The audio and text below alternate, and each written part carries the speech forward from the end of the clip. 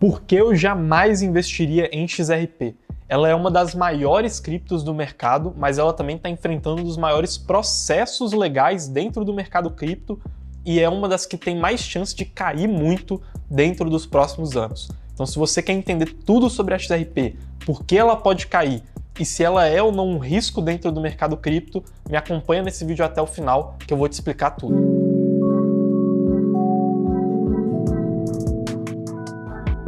Então vamos entender melhor o que é a Ripple e a XRP.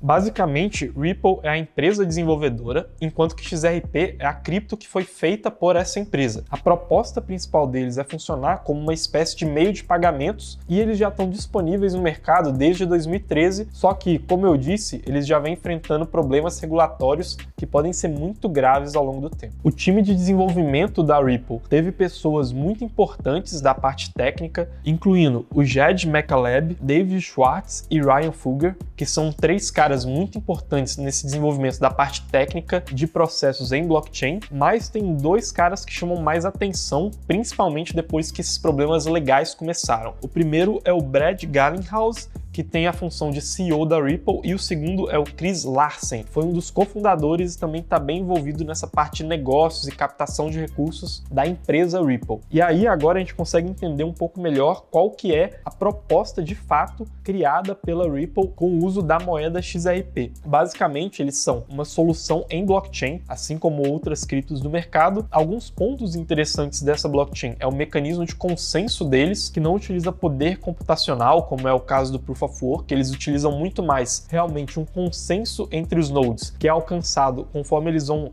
registrando essas transações e entrando em uma comunicação entre si. E também é interessante notar que ele acaba sendo um processo que promete ser muito mais rápido e muito mais barato do que criptos como o Bitcoin, que utilizam esse processo de Proof of Work. O principal motor de crescimento da Ripple estaria no sistema bancário, porque ela funcionaria como uma moeda de troca para que os bancos fizessem transferências entre si, muito parecido com o sistema SWIFT que existe atualmente, só que de maneira descentralizada e em blockchain. E a própria Ripple já divulgou que ela tem parcerias com diversos bancos ao redor do mundo, como o American Express, Santander, RBC e UBS.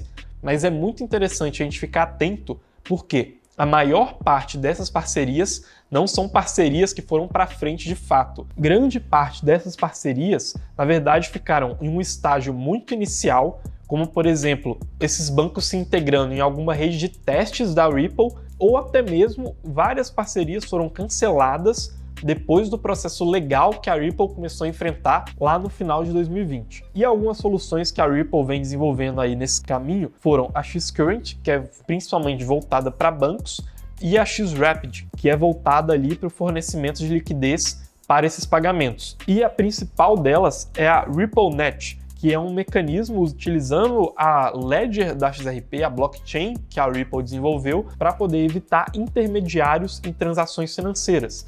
Então, se uma pessoa A quer enviar remessas, um montante financeiro, para uma pessoa B, ela não precisaria passar por vários bancos que comeriam uma parte dessa taxa ao longo do caminho, ela poderia simplesmente fazer isso através da RippleNet. E nesse meio do caminho, a Ripple acabaria realizando a função de moeda ponte. Isso significa que se alguém quisesse transferir uma moeda de um país para outro país em outra moeda, e essa transferência não fosse possível por algum motivo regulatório, burocrático ou porque seria muito cara, a Ripple seria uma alternativa a isso. Então a pessoa transformaria a moeda que ela tem em um país em XRP, transferiria a XRP para o outro país e aí, nesse segundo país, a XRP seria transformada novamente na moeda local para que essas transações financeiras ficassem mais facilitadas. Até porque, em 2013, essa era uma dor muito forte que acontecia no mercado cripto. Essa questão das transferências de valores sempre foi uma dor muito grande do mercado cripto, e inclusive a gente produziu um relatório completo para você que tem dúvidas de como fazer transferências das suas criptos entre corretoras, entre carteiras e sempre pagando as taxas mais baratas possíveis. Então esse relatório se chama Encontrando o Caminho no Labirinto das Taxas. Ele vai te ensinar exatamente como fazer transferências com cripto da forma mais barata possível da sua corretora para a sua carteira, ou então entre carteiras diferentes, entre corretoras diferentes, entre moeda e dólar, para criptos e assim por diante. Então, se você tem dúvida realizando algum desses procedimentos, clica no link que eu vou deixar aqui embaixo para você acessar esse relatório de maneira 100% gratuita. Mas agora sim, vamos continuar lá a nossa análise de XRP. E continuando falando aqui sobre a XRP, ela tem um tokenomics muito específico. Primeiro porque a quantidade de moedas é totalmente limitada, que são travadas em 100 milhões, mas todas elas já foram emitidas. Nem todas as XRPs estão em circulação no mercado, porque uma parte delas ainda está em posse da empresa Ripple, mas a ideia é que mais XRPs não sejam criadas no decorrer do desenvolvimento dessa solução. E que inclusive não inclui apenas a XRP. A XRP Ledger, que é como a gente chama essa blockchain que a Ripple desenvolveu, ela também pode ser utilizada para a criação de outros tokens, como stablecoins e NFTs, mas apesar disso, ela não é tão utilizada assim no mercado e não chega nem perto da movimentação de blockchains como Ethereum, Solana e outras plataformas de contratos inteligentes do mercado, até porque a constituição desses contratos é muito limitada dentro da XRP. Eles têm algumas funcionalidades como Community Credit, que permite que pessoas sejam cobradas automaticamente em alguns valores dentro da blockchain, por exemplo, mas nada que se compare à complexidade das plataformas de contratos inteligentes que existem no mercado atualmente, que foram criadas depois de 2013, que é quando a Ripple foi desenvolvida. E agora sim vamos falar do grande processo que a XRP está enfrentando e que pode ser o maior problema para essa cripto nos próximos anos. Basicamente, a SEC, que é a instituição mais importante da regulação do mercado financeiro lá nos Estados Unidos, está movendo um processo desde o final de 2020 contra a Ripple, acusando eles de estarem fazendo uma venda de securities não autorizada quando eles lançaram o token da XRP. Basicamente, securities são uma categoria de bens financeiros em que se encaixam as ações de empresas, por exemplo, e elas precisam ser muito bem reguladas. É como se a Ripple estivesse lançando ações no mercado sem ter autorização para poder fazer esse procedimento, porque um security precisa ser regulado pela SEC para ser lançado, o que não foi o caso do lançamento do token XRP. Basicamente, existem 4 pontos que a gente precisa se perguntar na hora de definir se um bem ele é ou não um security, e esses 4 pontos são utilizados pela Suprema Corte Americana. O primeiro deles é definir se aquele investimento é realizado em dinheiro. O segundo é definir se ele é de igual acesso a todos os investidores que tiveram contato com esse investimento. O terceiro é definir se esses investidores eles têm uma expectativa de lucro. E o quarto é se esse lucro está relacionado com os esforços de uma terceira parte envolvida. Basicamente, o que a gente consegue perceber é que esses 3 principais pontos enquadram praticamente todas as criptos do mercado, mas que esse 4º ponto gera uma certa polêmica. E aí, o que o processo está tentando definir é se a Ripple ela se encaixa ou não em uma valorização que depende dos esforços de uma terceira parte, mas entender o desenvolvimento desse processo também pode servir para a gente entender o risco regulatório de várias outras criptos que existem no mercado. Atualmente, esse 4º ponto, que é o esforço de uma terceira parte para a valorização da cripto, está muito relacionado no entendimento do poder judicial, se essa cripto é ou não descentralizada do ponto de vista de motores de crescimento para esse token. No caso de Bitcoin e de Ethereum, eles já têm um entendimento muito maior, que eles são mais próximos de commodities do que de securities, porque os fatores que fazem essas criptos se valorizarem não dependem de uma empresa centralizada.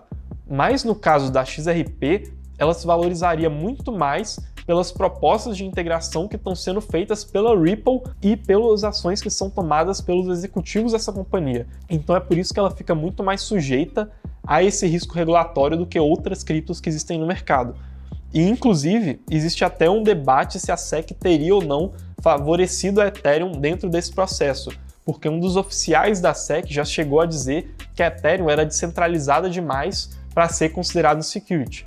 Mas, de fato, o que existe hoje no ecossistema da XRP, diferente do que acontece no ecossistema da Ethereum, é que a maioria dos componentes desse ecossistema tem participação direta da empresa Ripple, ou ainda os que são independentes são muito embrionários e não saíram do papel. E esse processo acabou gerando uma perda de infraestrutura muito grande para a Ripple. Várias corretoras de criptomoedas acabaram deslistando a XRP porque elas não são autorizadas a fazer as transações utilizando securities. Então, com medo desse processo regulatório e parar nelas também, elas acabaram simplesmente falando, olha, aqui nós não vamos negociar XRP. E a perda dessa infraestrutura é muito negativa para a valorização de um token no longo prazo. Basicamente, desde então, vem surgindo várias notícias sobre esse processo. Às vezes parece que a Ripple está à frente, outras vezes parece que a SEC vai de fato ganhar o processo, mas só o fato desse debate acontecer já espanta a criação de infraestrutura para muitos investidores institucionais. E mesmo que a XRP consiga vencer esse processo, mesmo que a Ripple vença esse processo contra a SEC, ainda assim existem propostas hoje muito melhores no mercado cripto para poder solucionar a questão de meios de pagamentos. Depois de 2013, cresceu muito a utilização da Lightning Network, que permite transações de Bitcoin muito mais rápidas e baratas, e também cresceram muito o uso das stablecoins de dólar, que também permitem essas transações financeiras sendo realizadas muito mais facilmente e dentro do ambiente blockchain. Então, o que a gente pode entender para poder concluir é que são 3 principais pontos que você deve analisar na hora de investir em XRP. O primeiro deles é que eles têm uma proposta de investimento que pode estar ultrapassada. Você sempre tem que lembrar que eles querem ser utilizados como um meio de pagamentos e existe uma concorrência muito forte e bem estabelecida no mercado cripto para meios de pagamentos atualmente. O segundo ponto é que eles estão enfrentando esse processo gigantesco que pode ameaçar a existência da Ripple e toda a infraestrutura que precisa ser construída para a XRP.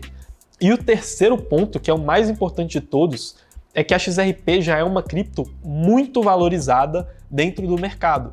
Isso significa que só para manter o valor dela de maneira justa no mercado cripto, ela já teria que vencer esses 2 pontos que eu falei no começo.